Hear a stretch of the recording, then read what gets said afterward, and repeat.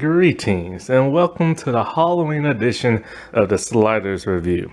Alright, let's address the elephant in the room. I know it's not Halloween. Alright, that's long past. But when it came to my Halloween videos, I ran out of time and I couldn't upload everything I wanted to. So that's why I'm uploading them past Halloween. But if you stop and look at it like this, at some point in time, it's gonna be Halloween time again, October. So somebody eventually will stumble upon my videos and watch it around Halloween time. So yeah, and I'm here today to talk to you about Resident Evil Vendetta. So this came out in 2017, but the story which the movie takes place in is 2014. It is the third CGI Resident Evil movie. Well, I guess probably four. There's something that came out called Biohazard or something like that in 2000 or something like that.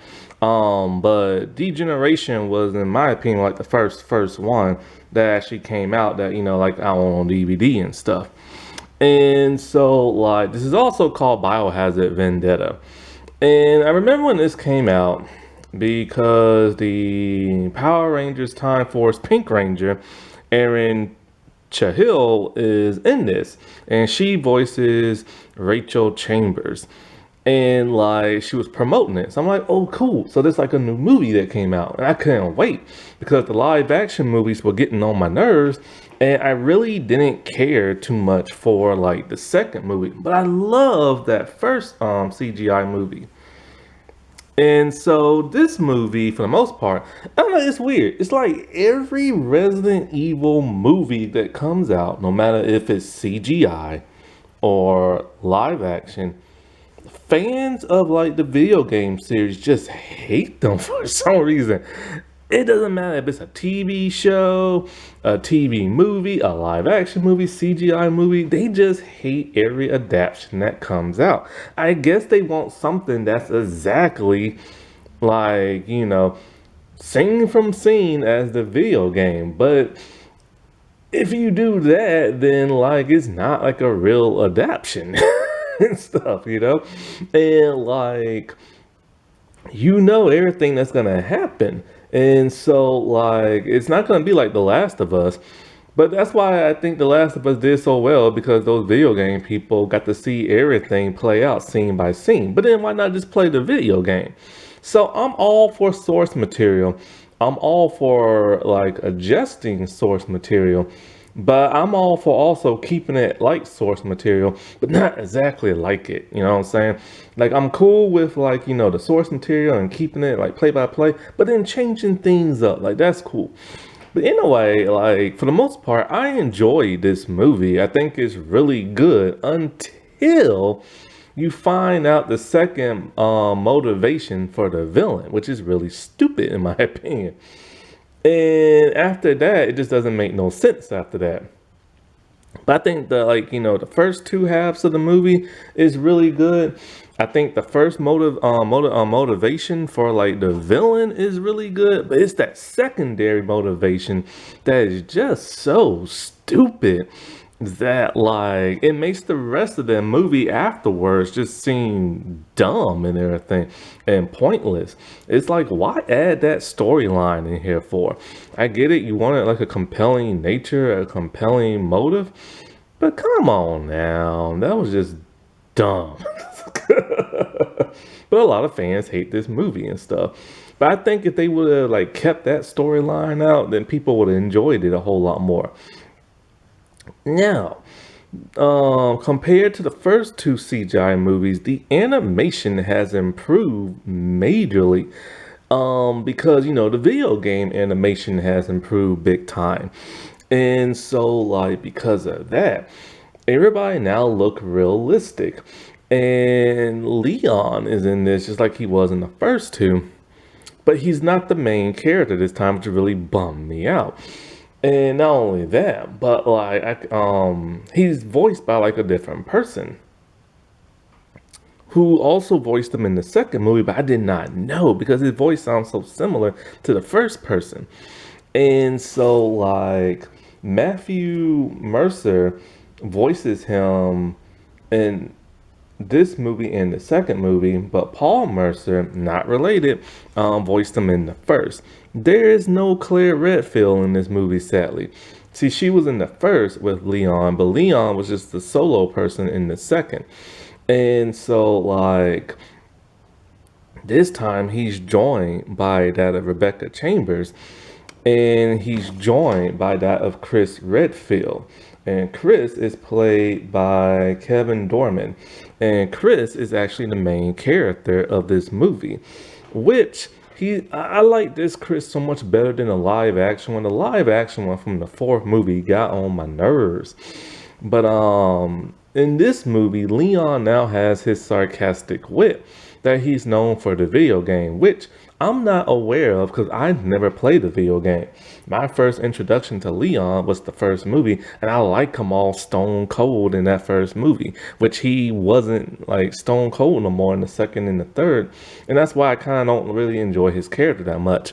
But he starts off the movie, and I'm like, cool, Leon's here. Then he like disappears for the rest of the movie. I'm like, well, where the heck is he at?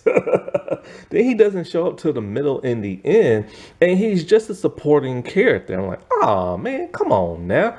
Like he's the Alice of like the CGI movie, so make him the lead, you know?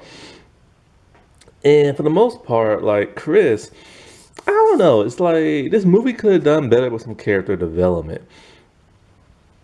Like Chris still to me isn't a compelling lead because he's like it's funny. It's called vendetta because everybody has a vendetta against somebody. Leon has a vendetta against the guy who betrayed him, and like the villain has a vendetta against like the government and just everybody. And Chris has a vendetta against that of like the villain and stuff because of what he did to that woman. And so like yeah, but like even though we know why he's mad at the main villain dude, it would have been nice for people like me who are outsiders looking in to know why that woman meant so much to Chris and everything. Like I have no idea who she is. I just know Chris is pissed that she's got zombified and everything. And so we get some more viruses in here, the A virus along with the T virus. Because in the live action, they only deal with the T virus and do whatever they want with that. But in these CGI movies, I get to learn so much more about this stuff. And I think this does tie into the video game because these CGI movies tend to tie in to what's going on in the video game. But I was so confused because after the first movie, they set up events that I thought was going to happen in the second movie, but it didn't. And then I thought the events of the second movie were going to lead into this, but then it doesn't. And so it's just like, you know, they're all over the place continuity wise because so many time jumps and stuff because they're tied into the video game. And there's a new one called Death Island I haven't seen yet, but the whole team is basically back. You got Leon, you got Jill, you got Chris, you have Claire, and you have Rebecca and stuff. I really want to see that movie. But yeah. But when it comes to the action in this movie, oh my god, the action's awesome. It's a little too choreographed. Like it looks like something out of the Matrix meets the live action Resident Evil movies, meets a Kung Fu movie. They do gun fu in this, which is really like great choreography and everything. But it just looks a little too like clean and polished. You want a little bit more of that grittiness and that gruntiness, you know? A slower pace in the action would have been a little bit nice, but all in all, the action is good. It looks unbelievable, especially Leon driving on that motorcycle and stuff. But it was still cool, except for the ending part when he's just having his one foot up, and I'm just kind of like, oh, come on now, man, that's too much. But you know, like I said before, Chris is the main dude, and he gets rid of the main villain. Leon doesn't even do that. He just does the work of taking care of the zombie dogs and taking out a couple of zombies and stuff. And he gets to go toe to toe with the main villain a little bit, but it's mostly just Chris. Rebecca is now a scientist and everything. She's no longer like, you know, special ops like type person. And she's now trying to like find cures for like all this umbrella viruses and stuff. Sadly, she does become the damsel in distress in the middle Sorry about that, my camera died. But yeah, she becomes like a damsel in distress towards like the end of the movie. She does save herself in the beginning by giving herself the antidote or a vaccine, but other than that, she's a damsel. Now, the villain in this is Glenn Arias, and I thought he was Frederick from the first CGI movie because he looks similar to him, but it's not. And so basically, he's like a former, like, task force type person that, like, who betrayed the country and started using all these umbrella like viruses to make bio weapons and selling them to people and stuff like that. So he kidnapped some woman close to like Chris and zombified her. He now has the A virus, which is basically similar to a T virus. You make zombies, but with these, he can target them to certain people. Also, it's revealed now. I don't know how the video game is, but it's revealed now that because of like what happened in Raccoon City many years ago, that all the people who was living there apparently were infected with the T virus. So it's like dormant in their cells. And he found the way to like trigger those like virus cells and to turn people into zombies. And he mixed it in with the drinking water. He has it in that gas. And so like he wants to turn everybody into zombies. Why? He has a vendetta against the military. See, it turns out that like the military bombed him when he was at his wedding with his friends. And so he survived. His fiance died. And his two best friends, one became disfigured and the other one survived as well, but he infected them with viruses. He turned like his friend Diego Garcia into like a tyrant type person, and Maria Diego into kind of like just like his henchwoman. She doesn't appear to have no powers or nothing. She kind of has greenish skin or whatever, but she has like red eyes later on in the movie. She will show up in Death like Island and stuff, from what I read. And so he just wants to turn everybody into zombies. And so because of that, he kidnaps like, Chris's friend, zombifies her. He fights like Chris and everything. And he tells them, the great thing about his new pets is that he can make them target whoever he wants and stuff. And so it's a much more advanced version of like the T virus. And this is something that Rachel had, or no, Rebecca has been trying to counter with like a vaccine.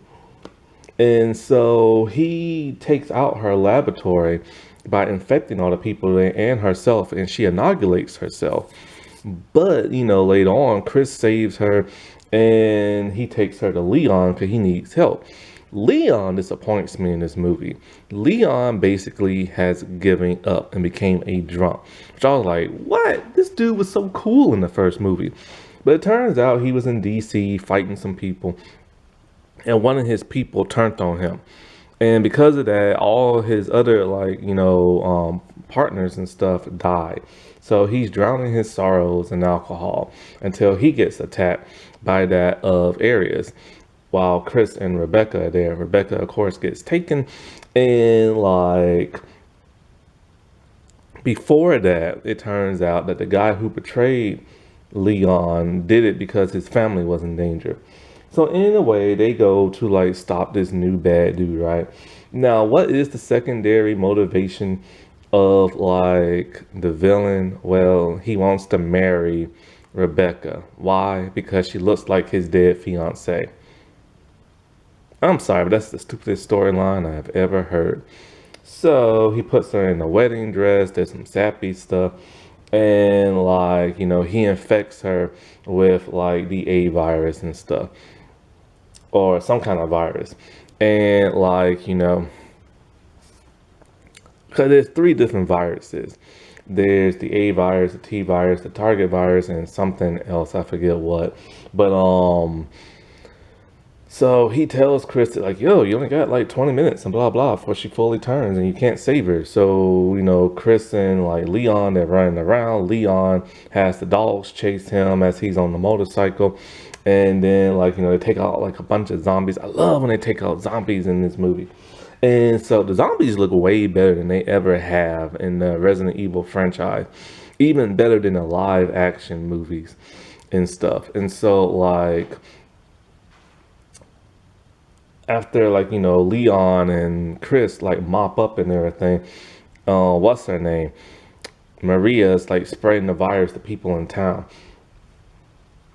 So we don't really get to see the craziness with that. And the military doesn't even try to stop them or police people. So I don't know why they wasn't included. But anyway, so after getting his butt like majorly kicked and everything, like Arius tells Diego unleash the like super virus or whatever. So Diego like rips off his metal mask and like all his other crap, and it exposes like more monstrous stuff in him, and he infects that of Arius, and so they combine. So Arius is now merged into like Diego and created this like super uber like monster thing, which Chris has to like try to take out. And some people that are helping them, hit him with like an energy weapon, and the energy weapon was cool. So basically, it's basically mostly Chris, but Leon helps to assist. And they like blow this dude up, and he goes splat on like the bottom of the ground and everything. And so they take like the antidote and they give it to Rebecca to save her. Then they disperse it in the air to save all the people that got turned. After that, we see that Maria has survived, but her eyes have turned red, and it just ends like that. So, like I said before, this movie is really good for the first two halves, but that third, like final act, is just like a letdown. That wasn't that spooky. Alright, well, I shall talk to y'all later. Bye.